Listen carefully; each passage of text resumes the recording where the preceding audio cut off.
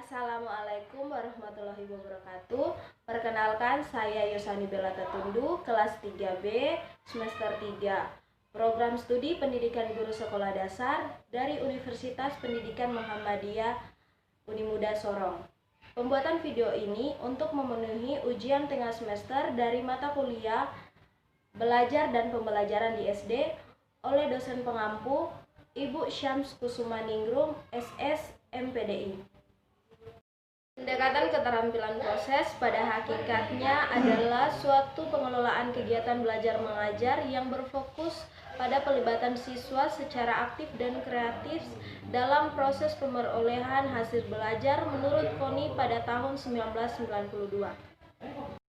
Proses ini dipandang sebagai pendekatan yang oleh banyak pakar paling sesuai dengan pelaksanaan pembelajaran di sekolah dalam rangka menghadapi pertumbuhan dan perkembangan ilmu pengetahuan dan teknologi yang semakin berkembang ini.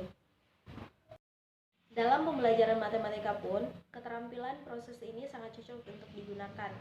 Dengan struktur matematika yang berpola deduktif, kadang-kadang kita memerlukan proses kreatif yang induktif, bukan? Pendekatan keterampilan proses akan efektif jika sesuai dengan kesiapan intelektual. Oleh karena itu, pendekatan keterampilan proses harus tersusun. Untuk sampai pada suatu kesimpulan pun, terkadang kita menggunakan pengamatan, pengukuran, intuisi, dan lainnya. Pemikiran yang demikian bukanlah kontradiksi, karena banyak objek matematika yang dikembangkan secara intuitif atau induktif. Seperti yang saya katakan tadi, keterampilan ini akan efektif jika keterampilan ini dia tersusun. Dalam membahas pendekatan keterampilan proses ini, kita harus mengetahui hal-hal mutlak tentang prinsip-prinsip keterampilan proses. Nah, hal mutlak apa yang harus kita ketahui dari keterampilan proses ini? Yaitu adalah kita harus mensepakati bahwa keterampilan proses ini kita gunakan sebagai suatu orientasi pembelajaran di mana bertujuan bukan hanya memperkenalkan produk belajar, melainkan kita harus merumuskan hasil belajarnya juga. Dalam mata pelajaran matematika, pendekatan proses ini dapat diterapkan pada berbagai kemampuan yang ingin diuji oleh orang guru terhadap kemampuan yang dimiliki siswanya. Seperti yang pertama, kemampuan mengukur. Dalam pengertian luas, kemampuan mengukur sangat diperlukan dalam kehidupan sehari-hari. Dasar dari kegiatan ini adalah suatu perbandingan. Contohnya, seorang siswa mengukur panjang garis tengah sebuah lingkaran. 2. Kemampuan mengklasifikasi. Kemampuan mengklasifikasi merupakan kemampuan mengelompokkan atau menggolongkan sesuatu yang berupa benda, fakta, informasi, dan gagasan. Pengelompokan ini didasarkan pada karakteristik dan ciri-ciri yang sama untuk tujuan tertentu, baik dalam kehidupan sehari-hari maupun dalam pengembangan ilmu pengetahuan. Contohnya, seorang siswa mengelompokkan benda-benda yang berbentuk lingkaran dengan yang bukan lingkaran. 3. Kemampuan menemukan hubungan.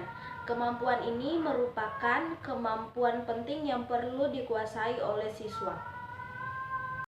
Yang termasuk dalam kemampuan ini adalah fakta, informasi, gagasan, pendapat, ruang, dan waktu. Semuanya merupakan variabel untuk menentukan hubungan antara sikap dan tindakan yang sesuai. Contoh, seorang siswa menentukan waktu yang dibutuhkan siswa lain yang dapat menempuh lintasan lapangan dengan menggunakan garis tengah dan waktu tertentu. 4. Kemampuan membuat prediksi atau ramalan. Ramalan yang dimaksud di sini adalah bukan sembarang perkiraan, melainkan perkiraan yang mempunyai dasar dan penalaran. Kemampuan membuat ramalan atau perkiraan yang didasari penalaran, baik dalam kehidupan sehari-hari maupun dalam pengembangan ilmu pendidikan. Contohnya, kemampuan membuat ramalan atau perkiraan yang didasari penalaran, baik dalam kehidupan sehari-hari maupun dalam pengembangan ilmu pengetahuan. Contohnya, siswa meramalkan mana yang lebih panjang jarak tempuh jika dua buah benda yang berbeda digelindingkan dengan menggunakan jari-jari. Setelah proses pembelajaran yang sudah dilakukan dengan menggunakan pendekatan keterampilan proses ini, seorang siswa memiliki keunggulannya tersendiri atau kemampuannya tersendiri, antara lain terdiri dari 5. 1. Siswa terlibat langsung dengan objek nyata sehingga dapat mempermudah pemahaman siswa terhadap materi pelajaran. 2. Siswa menemukan sendiri konsep-konsep yang dipelajari. 3. Melatih siswa untuk berpikir kritis. 4. Melibatkan siswa untuk bertanya dan lebih aktif lagi dalam proses pembelajaran. Yang terakhir, yaitu yang kelima, mendorong siswa untuk menemukan konsep-konsep yang baru dalam sebuah pembelajaran. Sekian dari saya. Mohon maaf jika ada salah kata dalam penyampaian pendekatan keterampilan proses ini. Wassalamualaikum warahmatullahi wabarakatuh.